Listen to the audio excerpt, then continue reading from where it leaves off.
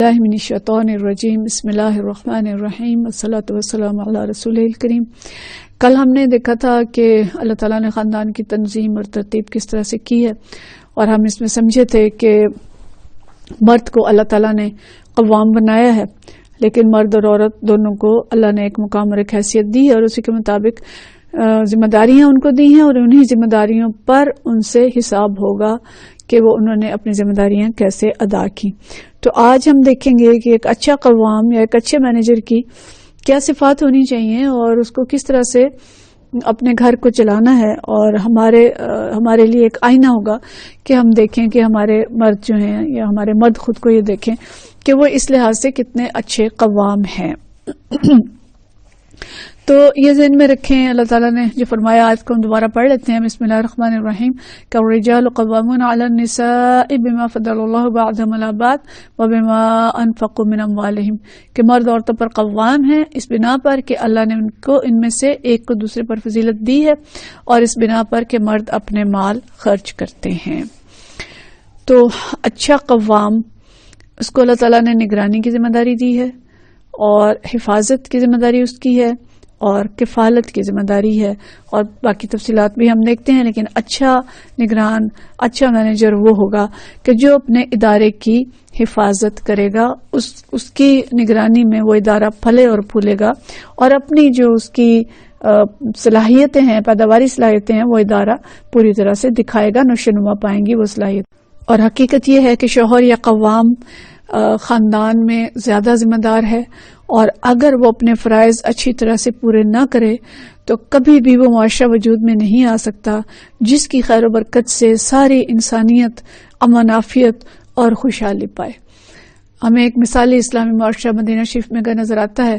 تو وہاں پہ نبی کریم صلی اللہ علیہ وسلم بذات خود موجود تھے، اور صحابہ کرام رضوان اللہ مجمعین نے ان کے سائے میں تربیت پائی، اور بہترین مرد، بہترین قوام اور بہترین شوہر بنے، اور پھر عورتیں میں جو تھیں وہ بھی بہترین بیویاں بنی۔ تو اس کے نتیجے میں ہم نے ایک خوبصورت معاشرہ اور اس کی تصویر دیکھی۔ تو اچھے مینیجر کی، اچھے قوام کی صفات کیا ہونی چاہیے؟ اس میں سب سے پہلے ہم نے جو آیت پڑھی تھی سابقہ ایک درس میں کہ وعاشروہن بالمعروف، کہ عورتوں کے ساتھ بھلے طریقے سے رہو، خوشگوار زندگی بسر کرنے کے لیے ذمہ داریاں اس پہ عائد ہوتی ہیں۔ وہ ان ذمہ داریوں کو جب تک اچھے طریقے سے پورا نہیں کرتا کہ اس کے اندر حسن خلق ہو، نرمی، احسان، کھلے دل سے خرچ دے اپنے گھر والوں کو، ان کی تعلیم و تربیت کرے، ان کے ساتھ اچھی طرح سے پیش آئے، ان کے حقوق کی حفاظت کرے، اپنے گھر کی حفاظت کرے، یہ سب کچھ وہ کرے گا تو وہ اچھا قوام ہوگا۔ اسی کی ہم انشاءاللہ تفصیل دیکھتے ہیں، لیکن اس سے پہلے ہم ایک حدیث دیکھیں کہ حجۃ الوداع کے موقع پر نبی کریم صلی اللہ علیہ وسلم نے فرمایا یہ کہ لوگوں سنو، عورتوں کے ساتھ اچھے سلوک سے پیش آؤ، کیونکہ وہ تمہارے پاس قیدیوں کی طرح ہیں، تمہیں ان کے ساتھ سختی کرنے کا کوئی حق نہیں سوائے اس صورت کے کہ جب کہ ان کی طرف سے کھلی ہوئی نافرمانی سامنے آئے۔ تو یہ حدیث مرد کی یعنی اس کی جو ذمہ داری ہے اس کی طرف اشارہ کرتی ہیں کہ اللہ تعالیٰ نے عورت کو ان کے ذمہ داری میں دیا ہے، جیسے قیدی کسی کے قبضے میں جاتے ہیں اور اس کے پابند ہوتے ہیں کہ وہ اس کے ساتھ کیا سلوک کرتا ہے، تو بااختیار مخلوق ہونے کی حیثیت سے عورتیں اگرچہ بااختیار ہیں، لیکن اللہ نے پھر بھی انہیں مرد کی ذمہ داری میں دی ہے، اور ان پہ مرد کی اطاعت جو ہے فرض کی ہے۔ تو مرد کے لیے لازماً یہ اس کا فرض ہے، اخلاقی، دینی اور معاشرتی فرض ہے کہ ان کے ساتھ ایسا سلوک کرے کہ انہیں کوئی تکلیف نہ ہونے دے، ان کے ساتھ زیادتی نہ کرے، ان کے ساتھ عفو درگزر کرے، ان کے ساتھ عاشروہن بالمعروف کا طریقہ اختیار کرے، بھلے طریقے سے ان کے ساتھ زندگی بسر کرے، کیونکہ نکاح جو ہے وہ ایک قید اور ایک پابندی ہے۔ قید اس سینس میں نہیں ہے جیسے جنگی قیدی یا دوسرے قیدی ہوتے ہیں، لیکن قید اس طرح سے کہ ایک پابندی ہے جو بہرحال دونوں فریق اپنے اوپر عائد کرتے ہیں۔ تو اس پابندی کے تحت عورتیں جو ہیں، اللہ تعالیٰ عورتوں کو، یعنی ایک عورت کو مرد کے حوالے کرتا ہے اور اس کی ذمہ داری لگاتا ہے کہ اس کے ساتھ اچھے طریقے سے سلوک کرے۔ اب اچھا مینیجر کون ہوگا؟ جو زیر دستوں کے ساتھ اچھا سلوک کرے۔ آپ دیکھیں کہ اگر کسی اسکول کو کوئی پرنسپل ہی ہوتی ہے یا پرنسپل ہوتا ہے اور وہ بہت سخت مزاج کا ہوتا ہے تو اس ادارے کا کیا حال ہوتا ہے؟ یعنی اگر بات بات پہ ٹیچرز کو، بچوں کو ڈانٹ ٹپٹ، مار کٹائی، مالی ہے، دوسرا عملہ ہے، ان سب کے اوپر سختیاں کرتا ہے تو وہ ادارہ کیسا چلے گا؟ لوگ کام تو کریں گے اس کی سختی کے تحت، لیکن اس کے اندر حسن کبھی نہیں آئے گا۔ حسن تب آتا ہے کہ جب پیار اور محبت اور حسن سلوک کے ساتھ کام کروائے جائیں، اور اس سختی سے نفرتیں پروان چڑھتی ہیں، لوگ نفرت کے ساتھ اطاعت کرتے ہیں، محبت کے ساتھ نہیں کرتے۔ تو اچھا مینیجر، اچھا قوام وہ ہوگا کہ جس کے اندر حسن خلق ہوگا، جو خوش اخلاق ہوگا، اور جس کا اخلاق بہترین ہوگا۔ حسن خلق کے بارے میں نبی کریم صلی اللہ علیہ وسلم کی بہت ساری حدیث ہیں۔ بخاری شریف باب الایمان جب ہم نے پڑھا تو دیکھا کہ ایمان کو تو مشروط کر دیا گیا بہت ساری حسن خلق کی صفات کے ساتھ، اور فرمایا کہ ایمان کی 60 سے کچھ اوپر شاخیں ہیں، اور انہی شاخوں کا ذکر جو کیا اس کے اندر بہت ساری چیزیں شامل تھیں۔ تو ایک حدیث جو یہ ترمذی کے اندر ہے، اور اس میں یہ آتا ہے کہ نبی کریم صلی اللہ علیہ وسلم نے ارشاد فرمایا کہ کامل ایمان والے وہ ہیں کہ جو اپنے اخلاق میں سب سے اچھے ہوں، اور تم میں سے سب سے اچھے وہ لوگ ہیں جو اپنے بیویوں کے حق میں سب سے اچھے ہوں۔ یہاں نامکمل حدیث ہے، لیکن ساتھ یہ بھی فرمایا کہ میں تم میں سے سب سے اچھا ہوں اپنی بیویوں کے ساتھ۔ تو ایمان، میں نے جیسے آپ کو بتایا کہ باب الایمان کے اندر یہ احادیث آئی ہیں مختلف کتابوں کی۔ اب ایمان ایک ایسی چیز ہے کہ جو بیج ہے، جو جڑ ہے، یا ایک نور ہے جو انسان کے اندر ہوتا ہے، اور وہ ذات خود نظر نہیں آتا، لیکن ایمان کا جو اظہار ہے وہ اعمال کے اندر ہوتا ہے کہ انسان کا اخلاق کیسا ہے، اس کا کردار کیسا ہے، اس کی زبان کیسی ہے، اس کا دوسروں کے ساتھ سلوک کیسا ہے، اس کے رویے کیسے ہیں۔ تو خوش اخلاقی جو ہے وہ ایمان سے پھوٹتی ہے، اور اللہ کی رضا کے لیے دوسروں کے ساتھ اچھا سلوک کرنے والا یہ کامل ایمان والا شخص ہوتا ہے۔ اور کامل مومن وہی ہے کہ جس کا اخلاق اچھا ہے، اور اس اخلاق میں بھی سب سے پہلا ٹیسٹ جو انسان کا ہے کہ وہ اپنے گھر والوں کے ساتھ کیسا ہے۔ دیکھیں، باہر تو ہم جاتے ہیں، ہفتے میں ایک دن کسی سے ملتے ہیں، اور اس سے بڑے خوش اخلاقی سے ہم مل لیے، بڑے اچھی طرح ہنس مسکرا کے بات کر لی، اس نے کہا واہ واہ جی اس کا اخلاق تو بہت اچھا ہے، لیکن گھر آتے ہیں تو ماتھے پہ تیوری ہے اور سخت مزاج ہے، اور آتے ہی گھر کے اندر ڈانٹ ٹپٹ اور سختیاں شروع ہو جائیں، شوہر ہے تو بچے کو انہوں خدروں میں دبک جائیں، اور بیوی اس کی ہے تو وہ ڈر کے سہم کے بیٹھ جائے، اور اگر بیوی کا اخلاق ہے تو باہر تو بڑا اچھا وہ مسکرا کے بات کرے، تقریریں بھی بہت اچھی کرے، اور گھر کے اندر شوہر کے ساتھ بالکل بھی وہ مسکرا کے بات نہ کرے، اور بچوں کے ساتھ بھی اس کا رویہ ایسا نہ ہو۔ تو ٹیسٹ ہمارا اصل میں ہمارا گھر کا میدان ہے، اور اسی سے ہمارا حساب ہوگا۔ ہمارا حساب ہمارے قریب ترین لوگوں سے لیا جائے گا۔ تو اس لیے فرمایا کہ تم میں سے بہترین وہ ہیں کہ جو اپنے گھر والوں کے ساتھ اچھے ہیں، جو اخلاق میں اچھے ہیں، اور پھر بہترین وہ ہیں جو اپنے بیویوں کے حق میں سب سے اچھے ہیں۔ تو اچھا قوام وہ ہوگا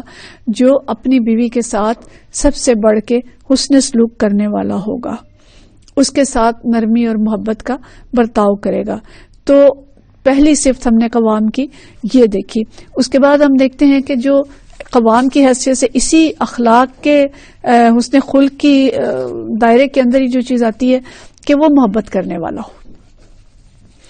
حسن سلوک وہی کرے گا جس کے اندر کوئی محبت کا جذبہ ہوگا۔ اور دیکھیں، ہم اپنے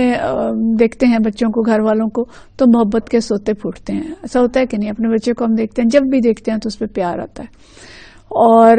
شروع کے جو زندگی شادی کے دن ہوتے ہیں، میاں بیوی کا بھی آپس کا ایسا تعلق ہوتا ہے کہ ایک دوسرے کو دیکھتے ہیں تو محبت ہی آتی ہے۔ اگر خدا نخواستہ بعد میں کوئی تعلقات خراب ہو گئے تو محبت نفرت میں بدل گئی، یا ایک دوسرے سے آوازار اور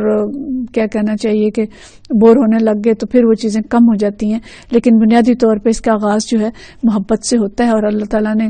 فرمایا بھی یہ کہ میں نے جو یہ رشتے بنائے ہیں، ہم پیچھے تفصیل سے دیکھ چکے ہیں کہ تسکنوا علیہا، اللہ نے یہ رشتہ بنایا ہی اس لیے ہے بیوی کا کہ میاں کا، زوج کا، کہ اس سے سکون حاصل کیا جائے۔ تو یہ سکون ہوتا ہے محبت سے۔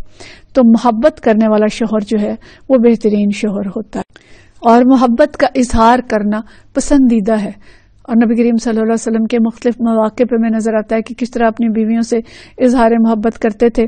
ایک دفعہ حج کے موقع پہ حضرت صفیہ رضی اللہ تعالیٰ عنہا کا اونٹ جو ہے وہ پیچھے رہ گیا، اونٹ بیٹھ گیا ان کا، وہ پیچھے رہ گئی۔ تو جب نبی کریم صلی اللہ علیہ وسلم کو پتہ چلا، آپ ان کی طرف گئے تو دیکھا کہ وہ زاروں قطار رو رہی ہیں۔ تو یہ نہیں ہوا کہ کیا ہے، اب اتنی سی تو بات ہے، اس پہ آپ نے رونا شروع کر دیا۔ عام مرد تو یہی کرتے ہیں نا، اتنی سی بات ہے، کیا ہو گیا اس میں رونے دھونے کی کیا بات ہے، چلو اٹھو ہم آ گئے ہیں، چلو ہمارے ساتھ۔ نہیں،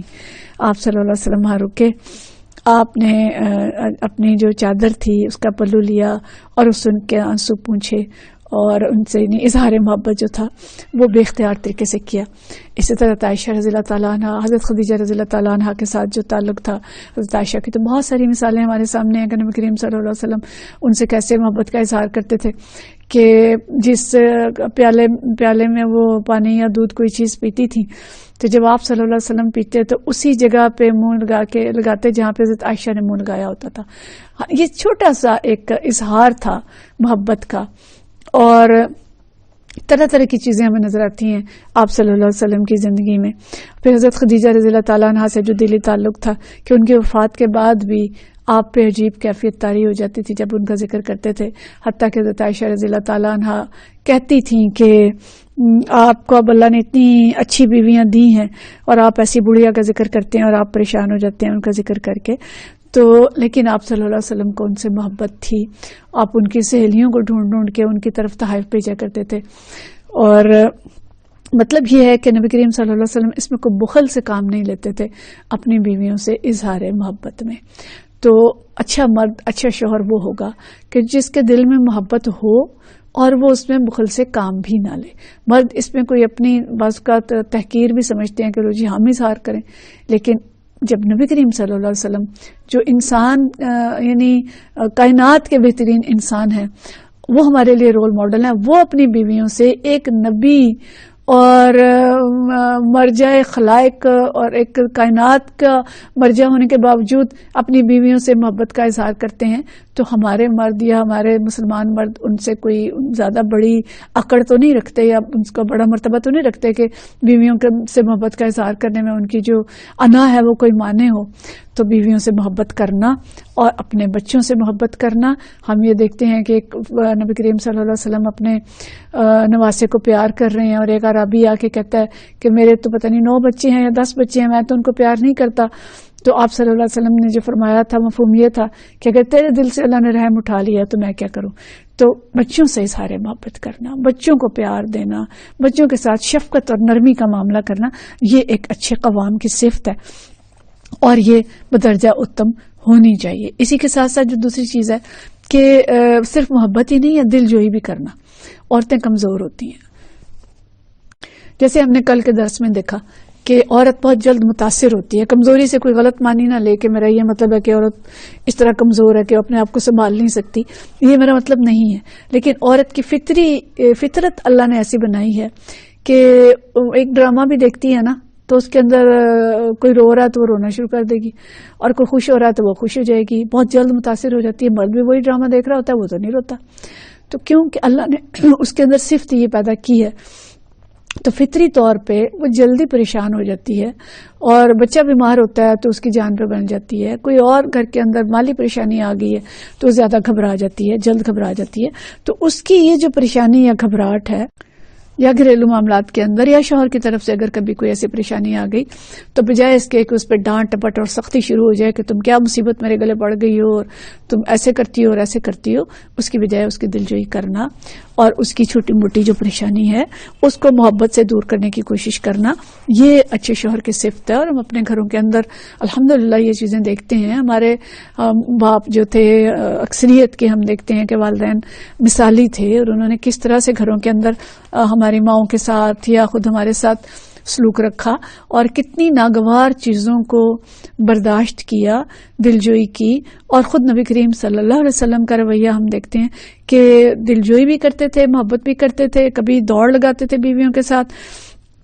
کبھی کوئی اور کہ ان کا دل بہلا رہے، کبھی ان کو حبشیوں کے کھیل جو ہیں وہ دکھایا کرتے تھے. تو یہ کس لیے تھا کہ ان کے دل بہلے رہیں. اور ان جو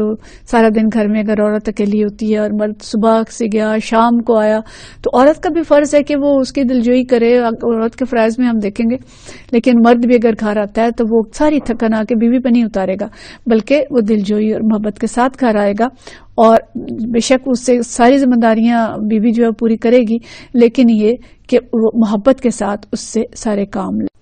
یہی چیز حسن سلوک ہوگی جو ہم کہتے ہیں، جو ہم نے پڑھا تھا کہ وہ عاشروہن بالمعروف، وہاں پہ ہم نے اس کی تفصیل دیکھی تھی کہ ہم اگر یہ چاہتے ہیں کہ ہماری بیٹی اور بیوی بچی کے ساتھ بہت اچھا سلوک ہو، اس کا شوہر اس کا خیال رکھے، اس کے ساتھ محبت کرے، اس کی دلجوئی کرے، اس کو معاف کرے، نرمی کا سلوک رکھے. تو یہی چیز سارے تقاضے ہیں جو ایک اچھے قوام کے، جو کہ اس کو اپنے گھر کے اندر پورے کرنے چاہیے. نبی کریم صلی اللہ علیہ وسلم کا بھی اسی میں ایک بیان ہے کہ کوئی مومن جو ہے وہ صاحب ایمان شخص اپنی مومنہ بیوی سے نفرت نہ کرے، اسے کراہت نہ کرے، اور اگر اس کی کوئی عادت اسے ناپسند ہے تو ہو سکتا ہے کہ کوئی دوسری خصلت اسے پسند آ جائے. یعنی کچھ نہ کچھ کمیاں کمزوریاں تو ہر ایک کے اندر ہوتی